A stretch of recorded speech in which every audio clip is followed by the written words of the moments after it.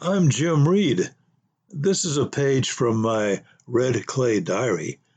It's all about life, actually. This is called Up Before Daylight. Believe it or not, I was once an Alabama young'un.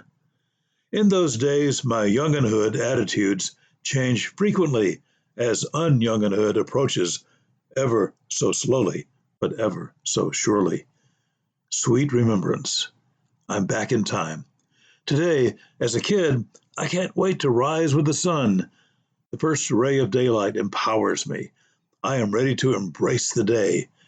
My dad arises at 5 a.m. and is off to work. Mom is puttering about in the kitchen, preparing a second breakfast, this one for herself and us kids. I pull on pants and shirt, run barefoot to the open screened window, check to confirm the day.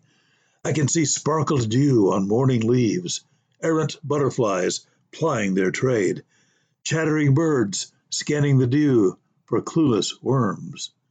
Another day begins in the paradise of young'unhood. Being young means my mind is lighter, not yet burdened with responsibilities beyond a few daily chores. Village elders and dedicated parents carry the load so that I can experience a few years of carefree wonder. As teenagedom slowly approaches, I begin to feel the weight of life's possibilities, life's confusions, life's upcoming pleasures. A few doubts and fears creep about. I have to start the process of taking on the world as it is slowly handed off to me by aging adults. I experiment with the idea of denial. Just pretending everything is fine often makes everything fine. As a teenager, I am not as anxious to get up in the morning. Why does anyone want to rise at 6 a.m.? Getting up means facing teachers and bullies and acne and more chores. I pretty much dance around these adolescent attitudes until one summer when I go to work as a laborer on a housing construction project. This means getting up earlier than ever on Monday morning, riding in a pickup truck with other workers for 2 hours, then spending the week away from home, sloughing about in blazing heat.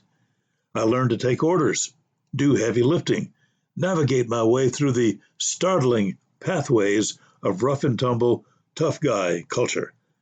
For a wimpy kid like me, all filled with writing and literature and scholarly intake and storytelling, this is quite a challenge.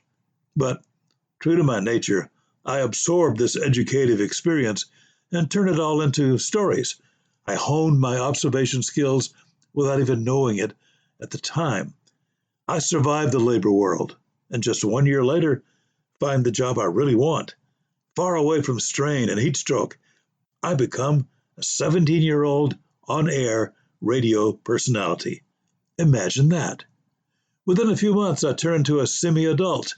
Like my father, I rise before daylight, this time willingly, with enthusiasm, and rush to my job as sign-on announcer at a radio station. Then, later, as television host, I suddenly began transitioning into the role of village elder.